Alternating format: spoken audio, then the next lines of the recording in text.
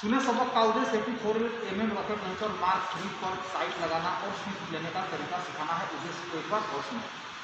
84mm rocket launcher mark 3 पर site लगाना और स्विच लेने का तरीका सिखाना है। सबक संबंधी समान 84mm rocket launcher mark 3 long aiming test के बाद telescopic right side both side adapter मुनासिब दूरी पर लगा हुआ फिगर टाइम टारगेट।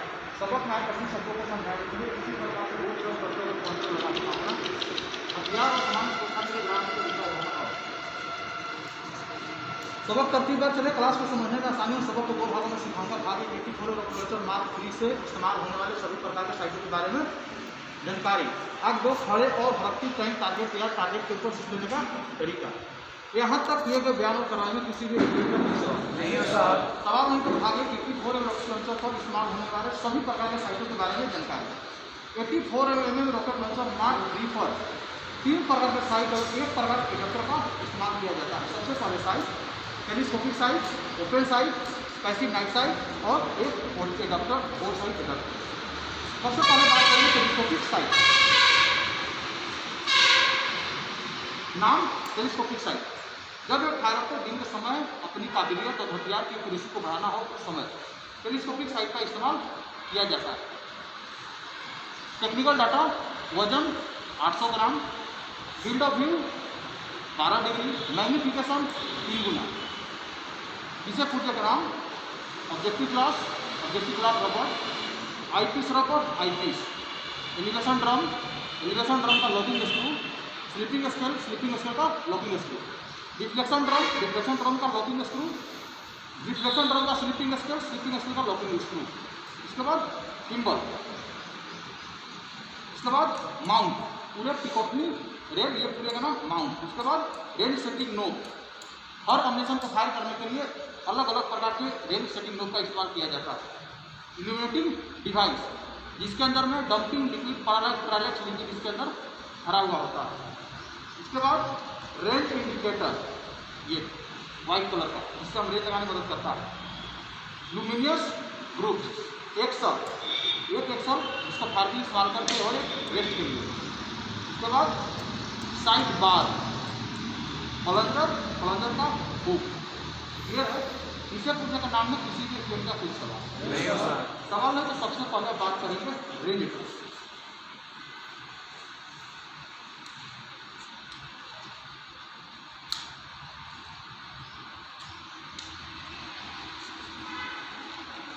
अलग अलग कॉम्बिनेशन को फायर करने के लिए अलग अलग रेंज ड्रम का इस्तेमाल किया जाता है। सबसे पहले रेंज ड्रम 441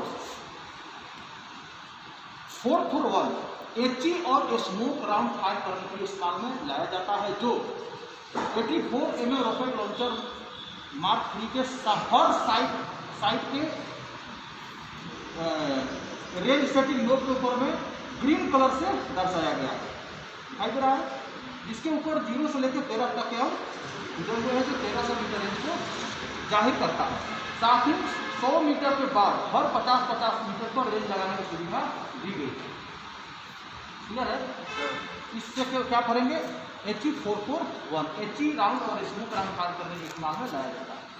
उसके बाद बात करेंगे HE 8551, यानी कि जब हमें HE 551 राउंड फायर करने के लिए जरूरत पड़ता है उस समय हम रेंज सेटिंग नोब 551 का इस्तेमाल करते हैं, जो सफेद रंग से दिया हुआ है, जिसके ऊपर 0 से लेके 11 तक के अंक खुदे हुए हैं, लेकिन 11 से 50 मीटर रेंज हासिल करने की सुविधा दी गई है। इसमें भी 100 मीटर के बाद हर 50-50 मीटर के ऊपर हम रेंज लगा सकते हैं। इस प्रकार इसके ऊपर टोटल कितने क्लिक हो जाएंगे? 11 दूनी 22 क्लिक की सुविधा दी गई है। उसके बाद HE 751, जब हम 751 राउंड फायर करेंगे उस समय हम रेंज सेटिंग नोब 751 का इस्तेमाल करते हैं। इसके ऊपर भी 0 से लेकर के और 10 तक के अंक खुदे हुए हैं, जो 1000 मीटर रेंज को जाहिर करता है। इसमें भी 100 मीटर के बाद हर 50-50 मीटर पर रेंज लगाने की सुविधा दी गई है। साथ ही रात के समय रेंज लगाने की जरूरत हो उस समय में हम क्लिप की सुविधा दिया गया है, तो टोटल क्लिप कितना हो जाएगा? 19। उसके बाद HE DP 502 राउंड को भी हम फायर करने के लिए रेंज सेटिंग नोब 502 का इस्तेमाल करते हैं, जो कि पीले कलर से दिया हुआ है, जिसके ऊपर 0 से लेकर 606 तक के हम कूदे हुए हैं, लेकिन 625 मीटर रेंज इसके ऊपर हासिल कर सकते हैं। और 100 मीटर के बाद हर 25-25 मीटर पेड़ लगाने की सुविधा दी गई है। उसके अंदर में भी टोटल 22 की सुविधा दी गई है। क्लियर है? ये था रेंज सेटिंग नोब के बारे में जानकारी। रेंज सेटिंग नोब के बारे में किसी भी किस्म का कोई सवाल नहीं, वही बताऊंगा। इसके बाद आएंगे एलिवेशन ड्रम। अब एलिवेशन ड्रम में क्या है कि इसके ऊपर 3 रंगों के निशान दिए गए हैं, एक नीला निशान, सफेद निशान और लाल निशान, जो कि अलग अलग टेम्परेचर के लिए इस्तेमाल में लाया जाता है। नीला निशान 0 डिग्री से कम तापमान के लिए, सफेद निशान 0 डिग्री से 30 डिग्री तापमान के लिए, और लाल निशान 30 डिग्री से ज़्यादा तापमान के लिए इस्तेमाल में लाया जाता है। लॉन्चर को बोरसाइड कर लेने के बाद स्लिपिंग स्केल के लॉकिंग स्क्रू को ढीला करें और स्लिपिंग स्केल के 0 को, ये 0 दिखाई दे रहा है, 0 को सफेद निशान के साथ में मिला दिया जाए और स्लिपिंग स्केल लॉकिंग स्क्रू को टाइट कर दिया जाए। इसी प्रकार से डिफ्लेक्शन ड्रम में भी बोरसाइटिंग हो जाने के बाद डिफ्लेक्शन ड्रम का स्लिपिंग स्केल के 0 को मध्य में मिला दिया जाए। एलिवेशन ड्रम और डिफ्लेक्शन ड्रम के बारे में किसी भी स्टूडेंट का कोई सवाल नहीं। तो जब लॉन्चर के टेलीस्कोपिक साइड के बीच से देखते हैं तो एक खाका नजर आता है, जिसे रेक्टल पैटर्न के नाम से जाना जाता है। इससे आप समझेंगे बोर्ड की मदद से। मॉडल नहीं हमारे पास में, एक आपको मॉडल बताया जाता है।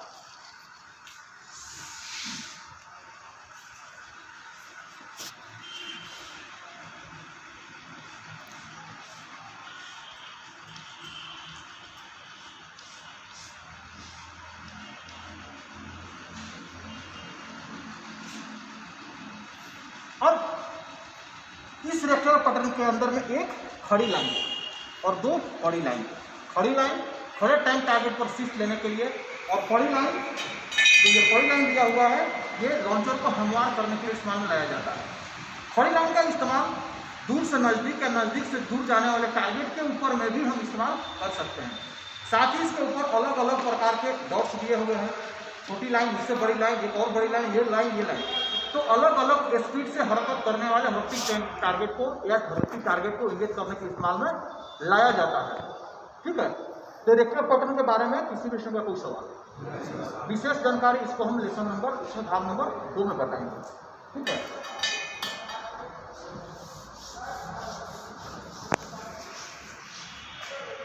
अब बताएंगे ओपन साइड, टेलीस्कोपिक साइड के बारे में किसी भी स्टूडेंट का कोई सवाल।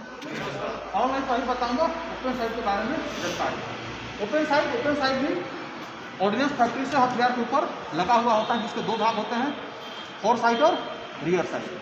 तो फ्रंट ओपन साइड और रियर ओपन साइड। सबसे पहले बात करेंगे फ्रंट साइड। फ्रंट साइड के भी हिस्से पूछे के नाम, इसके अंदर में भी एक सेंटर पोस्ट और 2 लीड मार्क। इसके बाद फ्रंट ओपन साइड का लॉकिंग स्क्रू नहीं है इसके अंदर में, इसमें क्या है, एक पिन है सिर्फ, बाकी इसके अंदर में कोई स्क्रू नहीं है, लॉकिंग पिन दिया हुआ है। ठीक है? इसे भी हम बोर्ड की मदद से समझेंगे।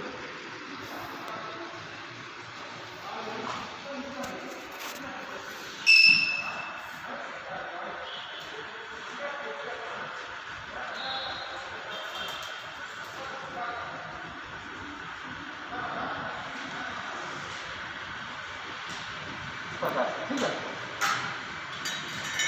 फ्रंट ओपन साइड में भी एक सेंटर पोस्ट, जिसकी मदद से हम खड़े टाइम टारगेट पर या हेड ऑन और हेड ऑफ टारगेट को इंगेज करने के इस्तेमाल में लाया जाता है।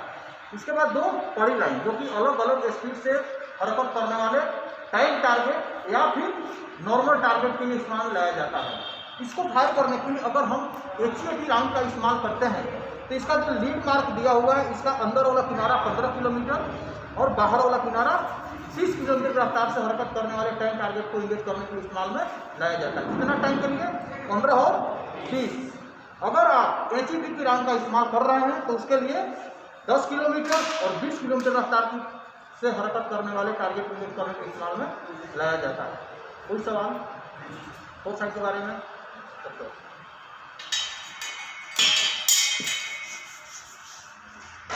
अब बात करेंगे रियर साइड। रियर साइड, ठीक है ना?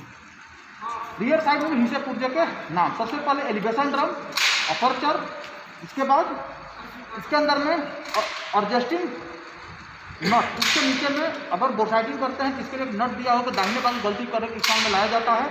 और इसी के अंदर में दिया हुआ है एक रियर साइड स्लाइड, जिसकी मदद से ऊपर नीचे की गलती करने के लिए इस्तेमाल में हम वेरिएशन कर सकते हैं। साथ ही इसके अंदर में एक रेंज पिलर दिया हुआ है, जिसके ऊपर अलग अलग प्रकार के रेंज स्केल दिए हुए हैं, जो अलग अलग रेंज स्केल दिए हुए हैं, जो कि अलग अलग राउंड को फायर करने इस्तेमाल में लाया जाता है। इसके अंदर में भी वैसे तो टोटल 4 ही स्केल लगाने की सुविधा दी गई है, लेकिन जो नए RL आ रहे हैं उसके अंदर में 6 भी रेंज स्केल लगाने की सुविधा इसके ऊपर दिया हुआ है। इसके ऊपर 651, 551, 751 फायर करने के लिए रेंज स्केल दिया हुआ है। रियर साइड के ऊपर में भी, रियर साइड स्लाइड के ऊपर 3 रंगों के निशान दिए गए हैं, ठीक उसी प्रकार से जिस प्रकार से टेलीस्कोपिक साइड के ऊपर दिया गया था। इसके ऊपर में भी नीला निशान, सफ़ेद निशान और लाल निशान। नीला निशान 0 डिग्री से कम, सफ़ेद निशान 0 डिग्री से 30 डिग्री और लाल निशान 30 डिग्री ज़्यादा टेम्परेचर में इस्तेमाल किया जाता है। इसमें थोड़ा सा ध्यान देना है कि इसके अंदर अगर हम बोलते हैं कि लाल निशान, नीला निशान और सफ़ेद निशान, तो सफ़ेद निशान जो दिखाई दे रहा है इसको बिल्कुल मिडिल में मिलाना है।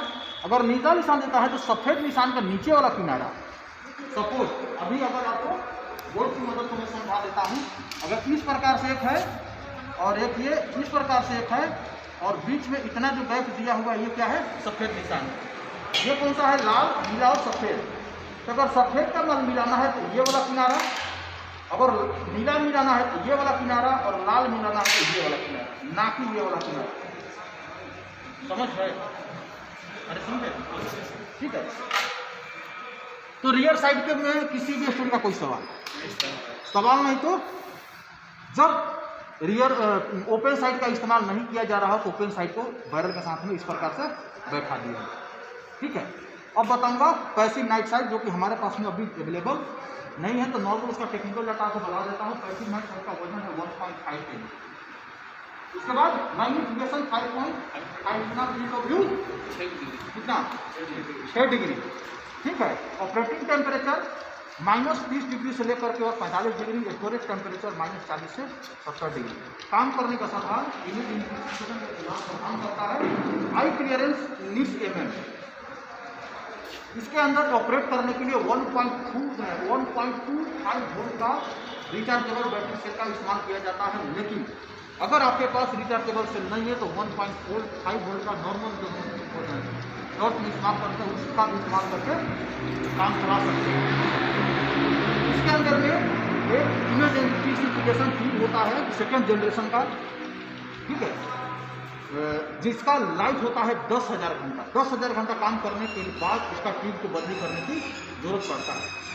इस साइड के अंदर एक और सुविधा दिया हुआ है कि जब इसका बैटरी का खपत 1.05 वोल्ट हो चुका होता है, इसका जो ग्रेटिकिंग पैटर्न है, रेटेड पैटर्न है, वो क्या ब्लिंक करना शुरू कर देता है। जब ब्लिंक करना शुरू कर देगा तो समझ लेना है कि इसका बैटरी कंज्यूम ज़्यादा हो चुका है। रेंज, पैसिव नाइट साइड का रेंज है 1000 मीटर। कौन सा रेंज? Deduction range. किसका? टैंक या FFB के बदला।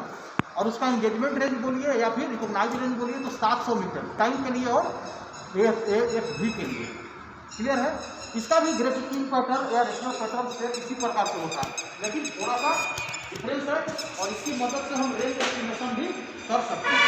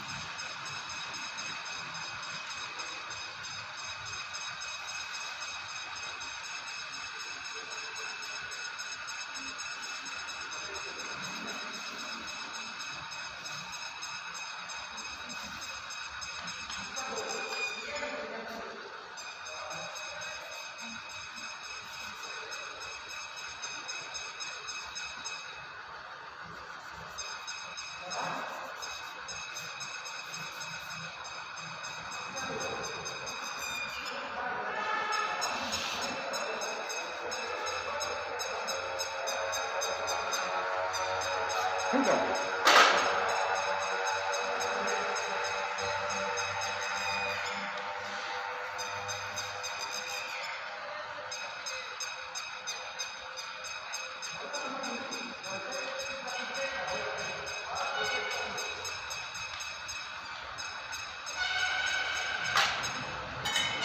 पैसिव नाइट साइट के अंदर में इस प्रकार से ग्रेजुएट पैटर्न होता है, जिसके अंदर में एक खड़ी लाइन खड़े टाइम टारगेट या हेडो टारगेट को इंगेज करने के इस्तेमाल में लाया जाता है। एक दो बड़ी लाइन लॉन्चर को हमवार करने के लिए, साथ ही एक डॉग और एक छोटी खड़ी लाइन और एक बड़ी खड़ी लाइन जो कि हरकती टारगेट को इंगेज करने के लिए इस्तेमाल में लाया जाता है। इसका है 7, 14 और 28 किलोमीटर की रफ्तार से हरकत करने वाले टारगेट को इंगेज करने के इस्तेमाल में लाया जाता है। और इस रेक्टर पैटर्न के अंदर एक और भी खड़ी लाइन जिसके ऊपर 1, 2, 3, 4, 5 एक खड़ी लाइन और 5 खड़ी लाइन दिया हुआ है, जिसकी मदद से हम रेंज एस्टिमेशन कर सकते हैं। लेकिन ध्यान रहे कि पैसिव नाइट साइट के ग्रेविटेशनल पैटर्न से रेंज एस्टिमेशन करने के लिए आपको टारगेट का हाइट पहले से मालूम हुआ होना चाहिए। ठीक है, जैसे नॉर्मल ह्यूमन टारगेट तो 6 फीट का होता है, जीप जोंगा है तो 7 फीट का होता है, टाइटन एलिस है तो 8 फीट का होता है, टैंक है तो उसका हाइट 9 फीट होता है तकरीबन। अगर ए व्हीकल है, कोई टट्रा गाड़ी है, वो सब का हाइट 10 फीट के जस्ट समथिंग होता है। तो वो उस चीज़ का एस्टिमेशन करने के लिए आपको हाइट मालूम होना चाहिए। और हर हाइट के साथ में 4 छोटी छोटी लाइन दिया हुआ है, जो कि सबसे ऊपर वाला 300 मीटर, उसके बाद वाला 400 मीटर, उसके बाद 500 और 600 मीटर रेंज को जाहिर करता है। और रेंज एस्टिमेशन करने का तरीका, किसी भी टारगेट को रेंज एस्टिमेशन करने से पहले आपको टारगेट का हाइट मालूम होना चाहिए। सपोज जैसे दुश्मन के टाइम टारगेट को हमें एस्टिमेशन करना है तो हम 9 वाली लाइन को ले लेंगे और नीचे वाला किनारा उस टारगेट के नीचे वाले किनारे से मिला लेना है। उसके बाद वो टारगेट जिस लाइन को कवर करता है, अगर वो इस लाइन को कवर करता है तो टारगेट का हाइट कितना हो जाएगा, 400 मीटर। अगर इसको कवर करता है तो 500 मीटर, अगर नीचे वाला कवर करता है तो 600 मीटर उसका हम दूरी मानना चाहिए। यह है रेंज एस्टिमेशन करने का तरीका। कोई सवाल? ठीक है ना सर?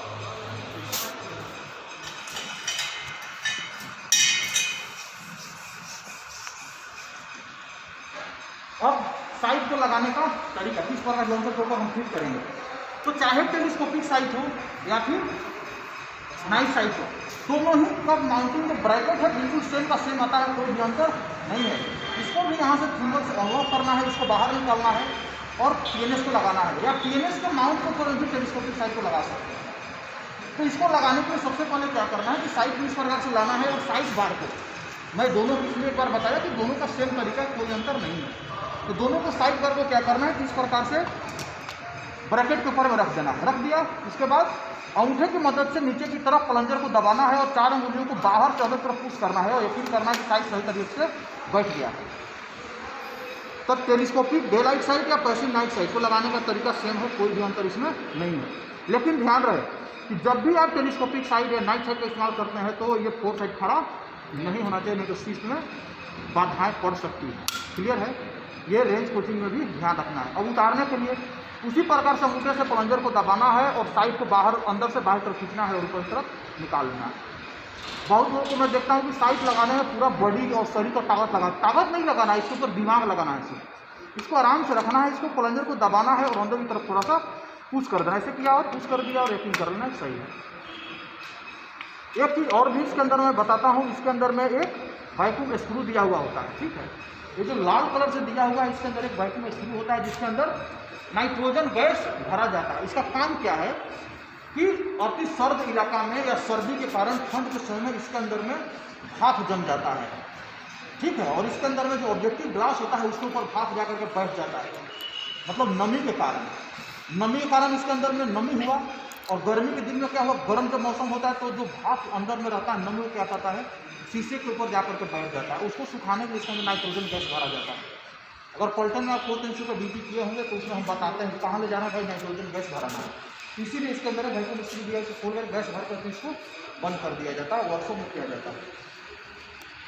अब बताएंगे बोरसाइट एडाप्टर। बोरसाइट एडाप्टर का इस्तेमाल तब किया जाता है जब हमें मोटर को बोरसाइट करने की जरूरत हो। तो बोरसाइट एडाप्टर का भी 2 भाग होते हैं, फ्रंट बोरसाइट एडाप्टर और रियर बोरसाइट एडाप्टर। फ्रंट बोरसाइट एडाप्टर जिसको कि हम बैरल में आगे तरफ लगाते हैं और रियर साइड बोरसाइट एडाप्टर को चेंबर में लगाते हैं। तो लगाने का तरीका क्या है, सबसे पहले लॉन्चर को यकीन करें कि ऑफ होना चाहिए। उसके बाद फ्रंट बोरसाइट एडाप्टर का बड़े वाला डी, इसको डी बोलिए या बड़ा वाला भाग बोलिए, क्या करना है उस पर लगाना है। और ध्यान रखें कि बोरसाइट एडाप्टर बिल्कुल जमीन के लिए पैरेलल होना चाहिए, इस प्रकार से इसको लगा देना है इसके अंदर। उसके बाद वेंचुरी को खोलना है। खोलने के बाद में ये क्या है, राउंड रेस्टेप और चेंबर गाइड की मदद से इसको चेंबर में इस प्रकार से पकड़ना है और दाखिल कर देना। इसके बाद वेंचुरी बंद कर देना।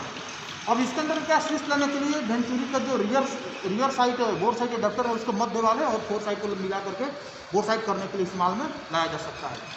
बोर्ड साइड एडेप्टर में किसी भी एक्सचेंज का कोई सवाल में तो ये था भाग नंबर 1। भाग नंबर 1 में किसी एक्सचेंज का कोई सवाल इनसाइड और एक एडेप्टर नहीं है तो फिर बताऊंगा। भाग नंबर 2, खड़े और हट्टी टारगेट को स्विच देने का तरीका। खड़े और सबसे पहले बताएंगे आपको दोनों में, पहले खड़े टाइम टारगेट पर ओपन टाइप से स्विच देने का तरीका हुबहू राइफल की तरह ही है। क्या है, राइफल की तरह ही है। क्यों? क्योंकि अपर्चर के मध्य और फोर साइड तो जो सेंटर पोस्ट है उसको भी ऊपर वाला भाग मिलाना है और सीधा टारगेट के मध्य में। क्लियर है, राइफल की तरह। अगर ओपन साइड से आपको हड़पी टारगेट को इंगेज करने की जरूरत हो तो सबसे पहले टारगेट को देखें और उसका रेंज को मालूम करें। खड़ा टारगेट हड़पी टारगेट इंगेज करना है तो उसका रेंज लगाना है और रेंज ड्रम के ऊपर में लगा देना। टेलीस्कोपिक साइड से ओपन साइड से सीधा ओपन साइड की तरफ खड़े टाइम टारगेट। अगर टेलीस्कोपिक साइड से टारगेट इंगेज करने की जरूरत है तो सबसे पहले रेंज सेटिंग नोट के ऊपर रेंज को लगा दें और जितना रेंज मालूम है रेंज लगा दिया। उसके बाद एक्स्ट्रा बटन का खड़े लाइन ऊपर वाला किनारा टाइम टारगेट के ऊपर या किसी भी टारगेट के ऊपर में मिलाना है और उसके बाद को प्रेस कर देना। ये हो गया खड़े टाइम टारगेट पर स्विच देने का तरीका। दूसरा होता है हड़पी टारगेट पर स्विच देने का तरीका। हड़पी टारगेट को किस प्रकार से आप इंगेज करेंगे। तो हड़पी टारगेट में क्या है कि अगर टाइम 100 मीटर की दूरी से दूर से नजदीक या नजदीक से दूर जा रहा है तो स्विच हुबहू खड़े टाइम टारगेट की जैसा ही लिया जाए। मतलब क्या है कि टैंक सामने से आ रहा है और 100 मीटर की दूरी पर है और नजदीक से दूर या दूर से नजदीक जा रहा है तो स्विच में कोई तब्दीली करने की जरूरत नहीं है। सीधा खड़ा टैंक टारगेट की जैसा ही 500 मीटर स्विच देना है, मध्य में फायर कर देना। अगर टैंक 100 मीटर से ज़्यादा दूरी पर है और दूर से नजदीक आ रहा है ऐसे टैंक को क्या बनेंगे, हेड ऑन। और 100 मीटर से ज़्यादा दूरी पर है और नजदीक से दूर जा रहा है तो हेड ऑन। इस प्रकार के टैंक को इंगेज करने के लिए अगर टैंक हेड ऑन है और दूरी 100 मीटर से ज़्यादा है तो स्विच पॉइंट ऑफ फ्लेम से थोड़ा नीचे लेना। मतलब खड़े लाइन ऊपर वाला किनारा को टैंक के पॉइंट ऑफ फ्लेम से थोड़ा नीचे मिलाना है। अगर नजदीक से दूर जा रहा है तो स्विच पॉइंट ऑफ फ्लेम के जो टैंक का पॉइंट ऑफ फ्लेम है उससे थोड़ा सा ऊपर मिलाना। अगर दूर जा रहा है तो ये हो गया दूर से नजदीक और नजदीक से दूर, यानी हेड ऑन और हेड ऑफ टारगेट। लेकिन जरूर नहीं कि टारगेट हेड ऑन और हेड ऑफ ही हो। जब टारगेट दाहिने और बाएं की तरफ से हरकत कर रहा है तो उस प्रकार के टारगेट को इंगेज करने के लिए सबसे पहले टारगेट के रेंज को मालूम करें और रेंज सेटिंग नोट के ऊपर लगा दें और टारगेट के हिसाब से राउंड को तैयार करें। क्लियर हो गया। इसके बाद ध्यान रहे कि इसके बाद में आपको उस टारगेट की स्पीड को निकालने की जरूरत पड़ता है और लीड लेने के लिए जिस दिशा से टारगेट हरकत कर रहा है उसी दिशा के लीड को भी लिया जाए। अगर दाहिने से जा रहा है तो दाहिने वाले लेंगे, अगर बाएं से दाहिने जा रहा है तो बाएं वाले लीड का इस्तेमाल करेंगे। तो लीड को इस्तेमाल करने से पहले आपको टारगेट को स्पीड को मालूम करना है। टारगेट के स्पीड को मालूम करने का 2 तरीका है। दिन के समय मतलब मौसम साफ है और टारगेट को टैंक को हरकत करने से धूल मिट्टी गर्दा उड़ रहा है। उस हालात में अगर टैंक धूल मिट्टी गर्दा से पूरी तरह से ढका हुआ है उसका स्पीड 10 किलोमीटर मानना चाहिए। क्लियर। अगर आधा टैंक साफ दिख रहा है, आधा धूल मिट्टी गर्दा से ढका हुआ है तो स्पीड 20 किलोमीटर। अगर धूल गर्दा मिट्टी टैंक के पीछे वाला किनारा को कवर कर रहा है पीछे स्पीड 30 किलोमीटर। अगर आधा टैंक का गैप बन रहा है मतलब फर्जिया टैंक आधा गैप बन रहा है तो स्पीड 40। अगर एक टैंक गैप बन रहा है मतलब टैंक और धूल के बीच में दोनों एक टैंक का गैप बन रहा है इसका स्पीड 50 किलोमीटर मानना चाहिए। ये तो था कब जब मौसम साफ है, धूल मिट्टी गर्दा उड़ रहा है। अब होता है कि जब मौसम खराब हो, टैंक को हरकत करने से धूल मिट्टी गर्दा नहीं उड़ रहा है तो उस समय क्या करना है कि टैंक जिस दिशा में हरकत कर रहा है तो टैंक इस दिशा में हरकत कर रहा है, यहाँ हो गया टैंक। तो हम यहाँ पे बैठे हुए हैं, हमारे पास में आरएल एकदम रखा हुआ है तो सामने कोई भी एक निशान को चुन लीजिए, एक फर्जिया लाइन इस प्रकार से बना दीजिए। बन गया। जैसे ही टैंक इस फर्जिया लाइन को क्रॉस करता है, ठीक है, जैसे टैंक यहाँ पे आया और यहाँ पे इस प्रकार से आया और इसको टच किया तो हमने क्या करना है कि 1000 to 1 या 1001 या 1 2 3 4, मतलब इतना स्पीड गिनती करना है कि 1 सेकंड के अंदर 4 तक गिनती होना चाहिए।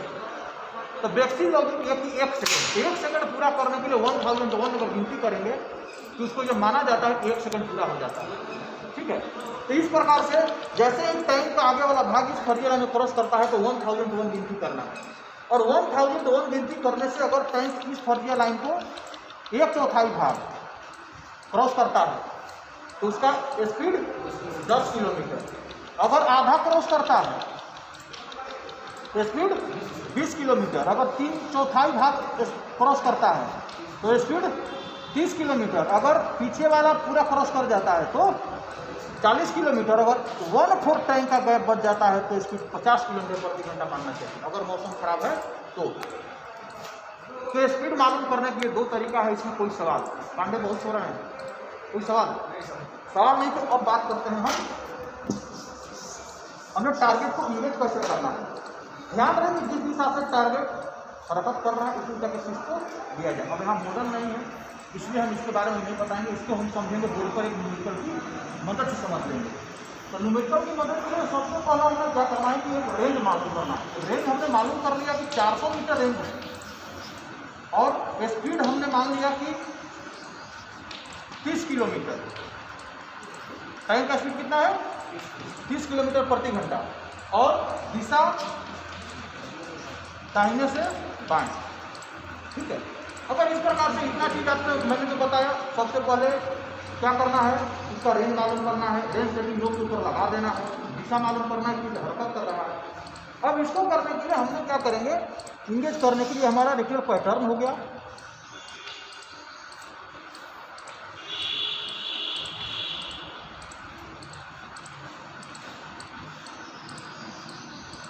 ये और कोई भी एक मशहूर निशान जिस दिशा में टैंक, जैसे कि टैंक इधर मान लीजिए दाहिने से बाएं जा रहा है, दाहिने कहाँ है?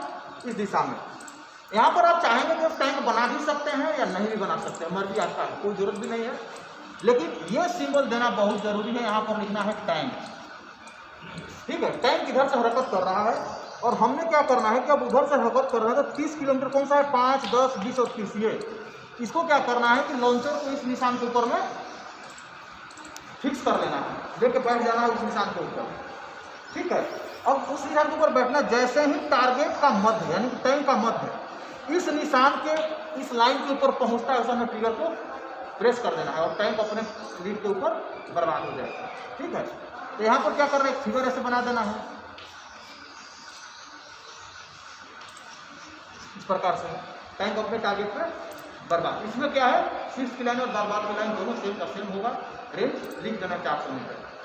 लेकिन जरूर नहीं कि जिस समय आप टारगेट को एंगेज कर रहे हैं उस समय हवा नहीं चल रहा होगा, इसीलिए हवा के असर को कम करने के लिए टैंक के ऊपर में लीड लिया जाता है।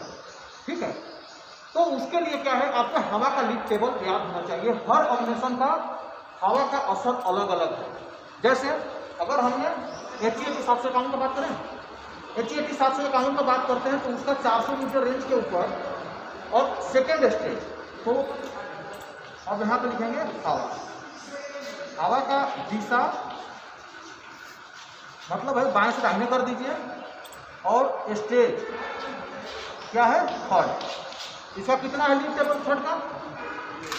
है 123 है ना?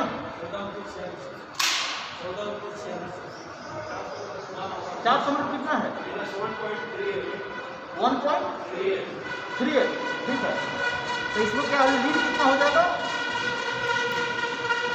-1.38 मीटर। ये है। अब इस प्रकार से, ठीक है ना,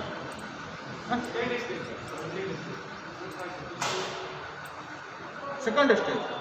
ठीक है, सेकंड स्टेज में 1.38, 2 में शायद 2.23 है। ठीक है, तो 1.38 मीटर आ गया इसका लीड। अब इसको किस प्रकार से बनाना है कि अगर हवा आ रहा है, इसमें 2 तरह से है। इसमें माइनस में हो तो माइनस का मतलब ये है कि हवा के विपरीत दिशा वाला लीड लेना है। जैसे अगर दाहिने से बाएं हवा चल रहा है तो लीड हम बाएं को लेंगे, अगर बाएं से दाहिने चल रहा है तो लीड हम दाहिने वाला लेंगे। ठीक है, अब क्यों लेते हैं? क्योंकि जो 751 और 551 कॉम्बिनेशन है, 2 उसके अंदर कारण है। एक तो फिंस लगे हुए हैं और फिंस क्या है 45 डिग्री एंगल में पीछे की तरफ खुलता है।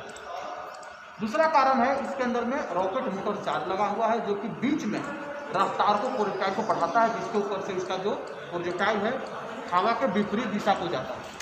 अब क्यों जाता है? क्योंकि पीछे वाले फिंस ऐसे ऐसे नाचता है उसका धीरे धीरे, इसको प्रेशर पड़ता है तो इसके ऊपर दबाव डालता है हवा ज़्यादा।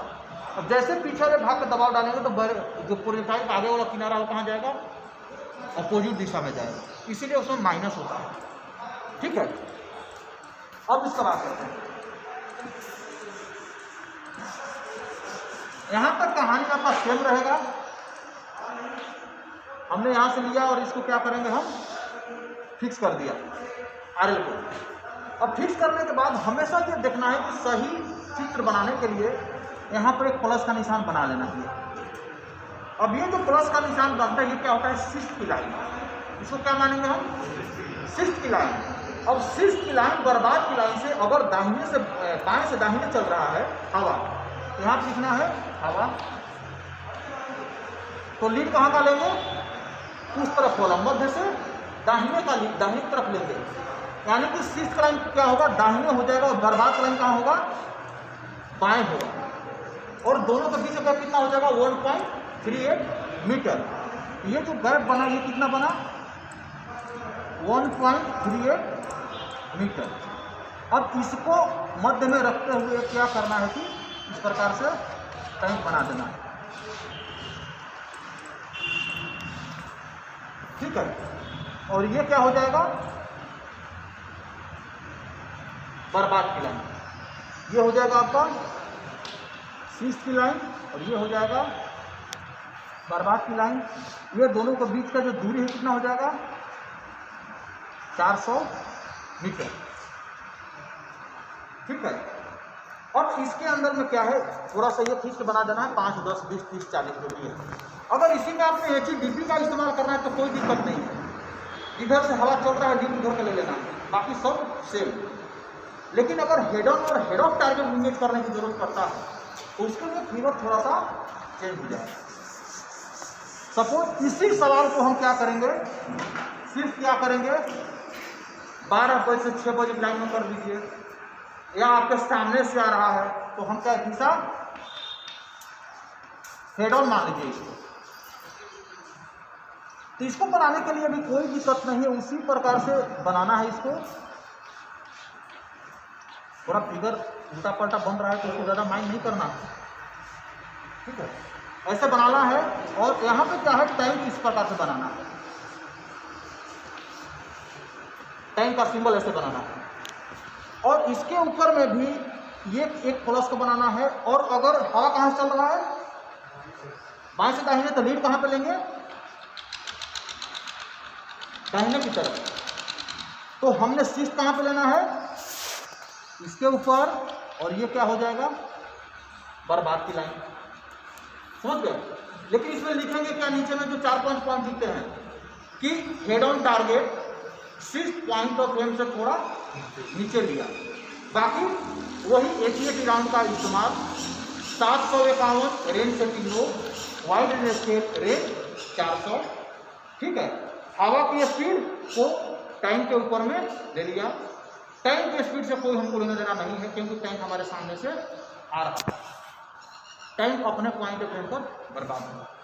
ये हो गया सामने से आने वाला। अगर दूर जाने वाला है तो सिर्फ इसमें मेंशन क्या करेंगे, ये जो निकला हुआ इधर, इसको निकाल देंगे इधर, और 6 पॉइंट ऑफ व्यू से थोड़ा सा ऊपर में। बस इतना ही है। कोई सवाल यहाँ पर?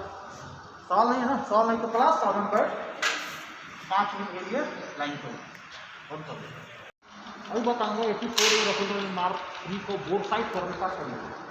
तो किसी चीज़ का बोर्ड साइड करने के लिए बोर्ड साइड करते किससे हैं, लाइन ऑफ एलिवेशन और लाइन ऑफ साइड को, जो तो निश्चित दूरी पर मिलाने की कार्रवाई को बोर्ड साइड। पहले जमाने में हम पढ़ते थे, तो पहले की पढ़ाई का मार्क में क्या पढ़ते थे कि 300 मीटर के ऊपर बोर्ड साइड करना है। और कुछ नहीं है, अब आपने बोर्ड साइड इतने रेंज में करना है जो आपको मिशन फायर करना है, और जितने रेंज पर फायर करना है, तो रेंज के हिसाब से बोर्ड साइड करना है। क्लियर है? रेंज के हिसाब से और कॉम्बिनेशन के हिसाब से हमने लॉन्चर को बोर्ड साइड करना है। समझ में आ गया पूरा? अब बात करते हैं बोर्ड साइडिंग सबसे पहले करने के लिए क्या क्या सामान की जरूरत पड़ता है। इसमें जो दिया हुआ है, अगर क्वेश्चन आ जाता है बोट साइड करने का तरीका, तो सबसे लिखना बोट साइड के लिए सामान। सबसे पहले क्या लिखेंगे, लॉन्चर, टेलीस्कोपिक साइड, उसके बाद लॉन्ग एमिंग रेस्ट या लॉन्चर रेस्ट, इसके बाद बोट साइड एडाप्टर, रेंज होना चाहिए हमारे पास में, एक टारगेट होना चाहिए कितने बाय कितने मीटर का, 4x4 का टारगेट होना चाहिए, जिसके ऊपर 30 सेंटीमीटर बाय 30 सेंटीमीटर प्लस का निशान होना चाहिए, और जो प्लस का चौड़ाई है वो 3 सेंटीमीटर बाय 3 सेंटीमीटर का होना चाहिए। ठीक है, उसके बाद आपके पास में कम से कम बैग नंबर एक में से एक स्क्रू ड्राइवर जो 3.5 mm का होता हुआ स्क्रू ड्राइवर होना चाहिए। ठीक है, इसमें से स्क्रू ड्राइवर लगेगा। कब बताऊंगा आपको बोट साइड, ये बोट साइटिंग के लिए सामान और सामान है, तो इसमें हम कहते हैं कि बोट साइटिंग कम से कम इसको 348 मतलब 350 मीटर से कम रेंज के ऊपर बोट साइट न किया जाए। और उसका लॉजिक बताएंगे आपको इसके ऊपर क्यों नहीं करना चाहिए, उसके बारे में विस्तार से बात करेंगे, और भी कहानी है इसके अंदर। लेकिन अभी बोट साइटिंग हम करते कैसे हैं। अगर हमें बोट साइट करना है तो सबसे पहले क्या करना है कि लॉन्चर को बोट साइटिंग स्टैंड के ऊपर में रखना है। ध्यान रहे कि बोट साइटिंग स्टैंड बिल्कुल जमीन से पैरेलल होना चाहिए। इसको पैरेलल करने के लिए इसके अंदर मुझे सारे इक्विपमेंट दिए हुए हैं, खोलने के लिए, कसने के लिए, लेग को आगे पीछे करके, और जो बोट साइटिंग का जो स्टैंड है बिल्कुल जमीन से हमवार होना चाहिए। क्लियर है। उसके बाद लॉन्चर को लेना है और लॉन्चर को बोट साइटिंग स्टैंड के ऊपर रख देना है। और ध्यान रहे कि बोट साइटिंग स्टैंड के ऊपर लॉन्चर को व्यवहार हो, साथ ही पिस्टन ग्रिप बिल्कुल 90 डिग्री के एंगल में बोट साइटिंग स्टैंड हमें इस प्रकार से लगा हुआ होना चाहिए। अगर ये थोड़ा भी खिंचाएगा फिर आपको सही बोट साइड नहीं होगा। तो इससे पहले इसको ओपन साइड का बोट साइड के बारे में बताएंगे, उसके बाद में टेलीस्कोपिक साइड के बारे में बात करेंगे। ठीक है, अब ये हमने पैरेलल कर लिया।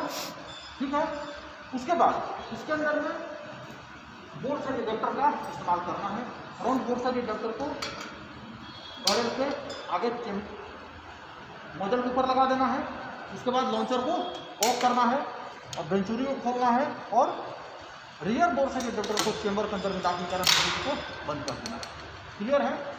अब पैरेलल कर लेने के बाद कम से कम हमें अगर आदेश मिला कि हमने 400 मीटर के ऊपर किसी टारगेट को इंगेज करना है, तो 400 मीटर के ऊपर टारगेट को इंगेज करने के लिए हमें अपनी नॉर्मल आँख से देखने में बहुत ज़्यादा परेशानी होता है।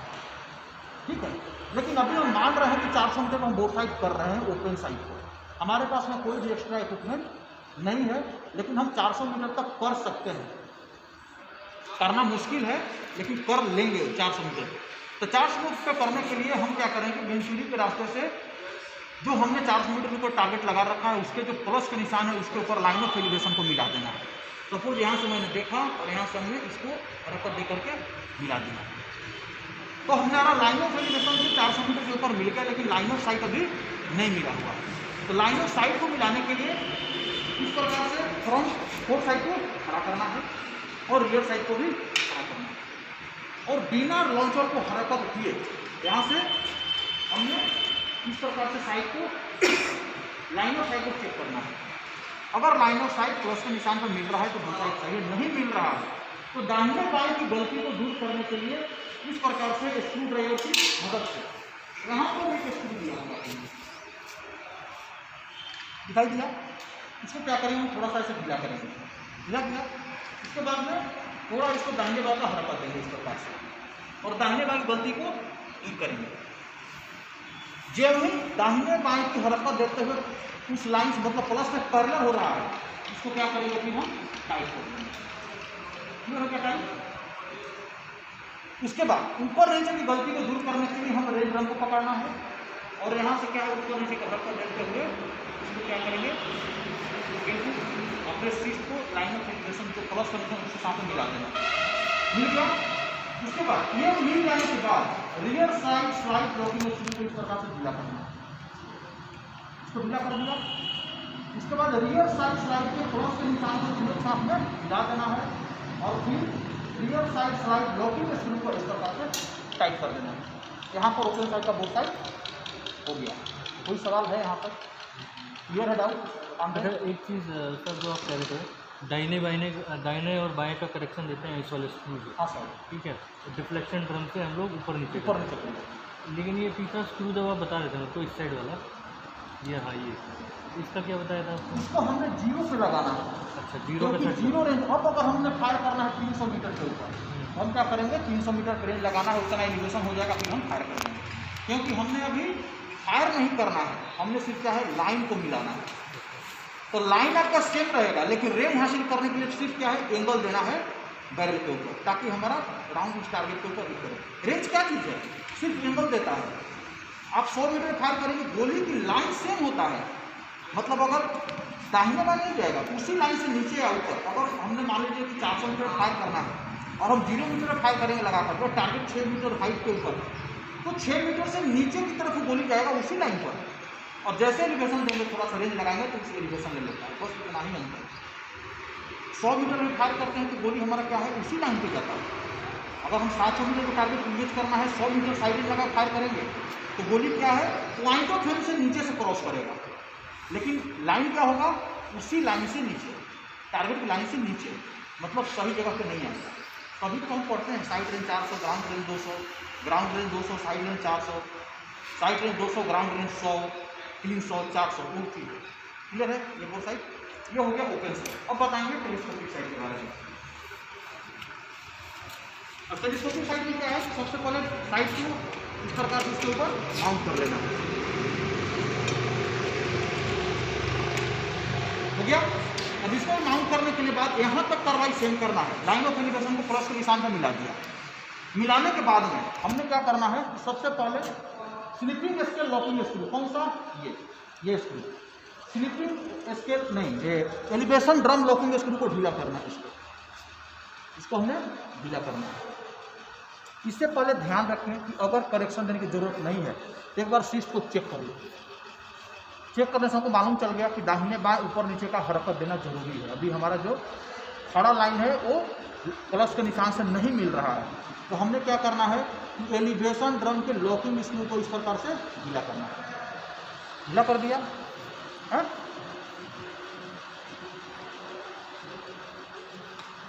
ढीला कर दिया। और डिफ्लेक्शन ड्रम के लॉकिंग स्क्रू को भी थोड़ा सा ढीला कर दीजिए, इस प्रकार ढीला कर दिया। अब यहाँ से क्या करना है कि अगर हमारा शिफ्ट ऊपर नीचे बन रहा है तो एलिवेशन ड्रम की मदद से शिफ्ट को प्लस के निशान के साथ में मिला लीजिए। अब यहाँ से हम हरकत देंगे, हमने मिला दिया। अगर दाहिने बाएं की गलती को दूर करना है तो फिर क्या करेंगे, डिफ्लेक्शन ड्रम की मदद से इस प्रकार से हम क्या करेंगे कि खड़ी लाइन को प्लस के ऊपर मिला करके छोड़ दिया। उसके बाद एलिवेशन ड्रम का जो लॉकिंग स्क्रू है ये इसको क्या करेंगे, यहाँ से हम टाइट कर लेंगे। ये किया,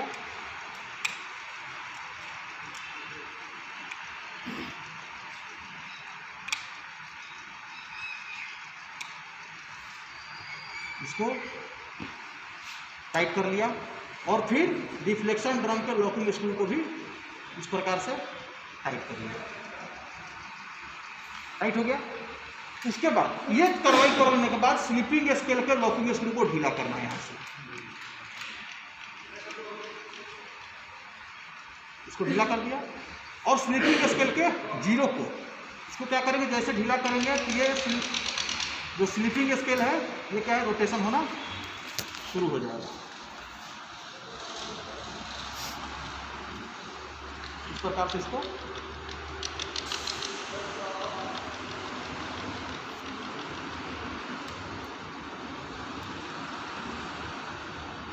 जीरो को क्या करना है, सफेद निशान मिलाना है और स्लिपिंग स्केल लॉकिंग स्क्रू को टाइट कर देना है। टाइट हो गया। और इसी प्रकार से डिफ्लेक्शन ड्रम के भी स्लिपिंग स्केल लॉकिंग स्क्रू ढीला करना है और इसको भी जीरो को क्या करना है कि मध्य से में एक बिंदु दिया हुआ है, जिस बिंदु की मदद से पॉइंट के साथ में इसको मिला करके टाइट कर देना है। एक बार फिर चेक कर लेना कि हमारा सही है, लेकिन ध्यान रहे कि हमेशा बोर्ड साइटिंग करते समय रेंज सेटिंग नोब बिल्कुल जीरो पे होना चाहिए, चाहे कोई भी रेंज सेटिंग नोब हो, लेकिन रेंज कितना पे होगा, जीरो पर होगा। ये हमेशा देखना है। रेंज कोचिंग में जब आप करेंगे तो ये गलती होता है, कभी 300 मिला देगा तो आपका दिमाग रहेगा 300 डिसाइड करते हैं तो गलती हो जाता है, या फिर इसको ऐसा खींच के रखेगा, कोई फॉल्ट नहीं है। अगर खींच के ग्रीन रेंज स्केल का भी जीरो बना हुआ है तो कोई दिक्कत नहीं है, सिर्फ जीरो पे होना चाहिए, चाहे ग्रीन का हो या वाइट का हो, वो जीरो पे होगा। दूसरी चीज़, अगर ये कर लिया तो हो सकता है ये जो लिखा रहेगा उसके ऊपर कि 20 डिग्री मतलब 40 डिग्री के टेम्परेचर में बोर साइड कर रहा हूँ। अगर 40 डिग्री भी लिखा हुआ है तो हमारा जो जीरो है वो हमेशा व्हाइट निशान के साथ में ही रहेगा। तो ध्यान नहीं देना कि 40 लिखा है तो लाल पे मिला देंगे, क्योंकि अभी बोर साइड का बात कर रहा है सिर्फ। अगर वो फायर का बात करेगा तो फिर लालो मिलाएगा। समझ गए? ये था ओपन साइड और टेलीस्कोपिक साइड को बोर साइड करने का तरीका। अब मैं बता रहा हूँ कि 348 मीटर के ऊपर में या उसको राउंड फिगर में 350 मीटर से ऊपर बोर साइड क्यों करना चाहिए। वहाँ भी आपको बताया जाएगा थोड़ा सा। तो बताने का तरीका क्या है इसको,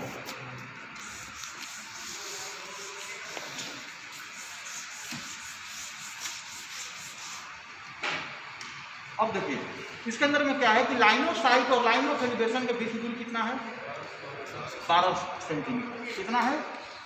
12 सेंटीमीटर।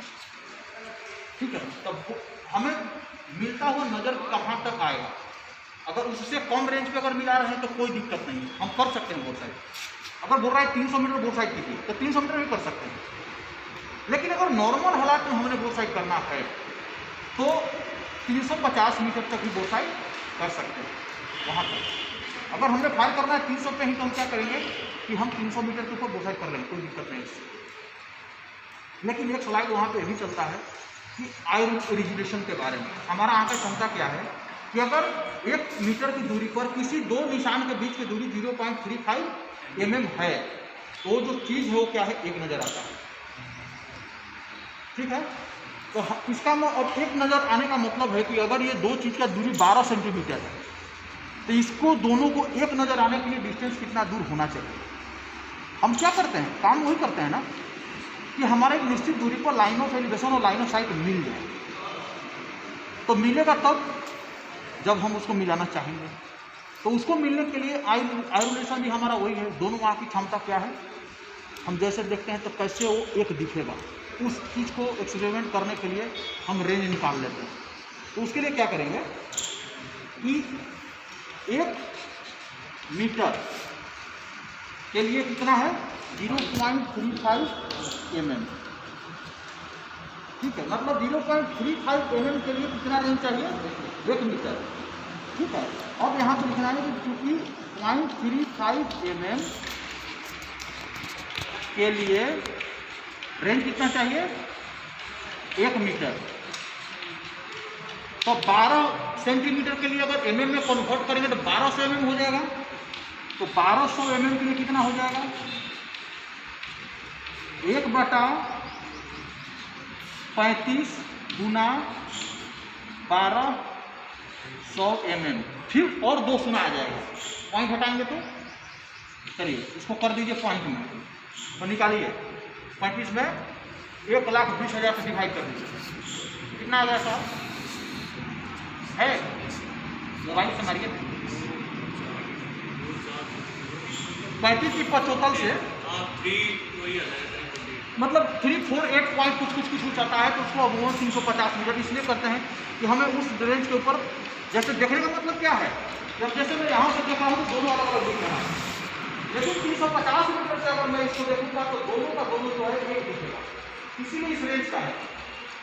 लेकिन अब इसके बारे में जानकारी इसलिए मैं आपको थोड़ा सा दे दिया कि आई रेगुलेशन के हिसाब से अगर आप 350 मीटर से आगे किसी चीज़ को बोर साइड करेंगे तो आपको एक नज़र नहीं आएगा, तो क्या है कम हो जाएगा वहाँ से। तो कभी कभी क्वेश्चन ये भी आता है कि रेंज आपको इतना अवेलेबल नहीं है। एक इसके साथ में बोर स्कोप भी आता है। अगर बोर स्कोप का जिक्र करेंगे तो आप अगर 700 मीटर के वो इसको आसानी से बोर साइड कर सकते हैं, क्योंकि उसके अंदर में जो आँख का मैग्नीफिकेशन है वो 4 गुना बढ़ जाता है। तो 4 गुना बढ़ गया तो कोई दिक्कत नहीं है, हम आराम से बोर स्कोप लगाएंगे, हम बोर साइड कर सकते हैं।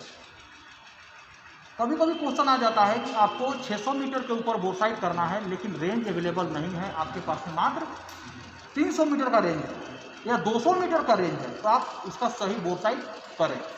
तो अगर ऐसा भी क्वेश्चन आ जाता है खास करके वायु वगैरह में ज़्यादा, तो फिर वही कहानी आ जाएगा, आप लोग को भी बताया था ना। ठीक है, तो उसको करने के लिए हमने क्या करना है, अब थोड़ा सा ये सोचना है कि हमें 600 मीटर के ऊपर बोर साइड करना है रेंज अवेलेबल 300 पर, तो क्या 300 मीटर के ऊपर बोसाइट कर सकते हैं कि नहीं कर सकते हैं? क्योंकि 300 के ऊपर में हमने 2 निशान बनाना है ना ऐसे, ये दोनों एक नहीं दिखना चाहिए, ये दोनों 2 दिखना चाहिए। अगर दोनों एक दिखेगा तो अगर लाइन ऑफ साइट में भी देखेंगे तो आपको क्या पता चल रहा है कि मैं दाहिने से मिला रहा हूँ कि बाएं से मिला रहा हूँ। तो दाहिने अगर इसमें बात करेंगे तो ये लाइन ऑफ साइट का होता है, ये लाइन ऑफ एलिवेशन का होता है। इसीलिए हमें ये भी रेंज मालूम होना चाहिए किस रेंज से बोसाइट करना है, उसका भी एक जानने का तरीका है।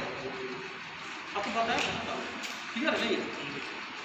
आप लोग को तो बताएंगे, ठीक है, कोई इसमें बनाने की जरूरत नहीं, इनके लिए सब आप बंद करिए।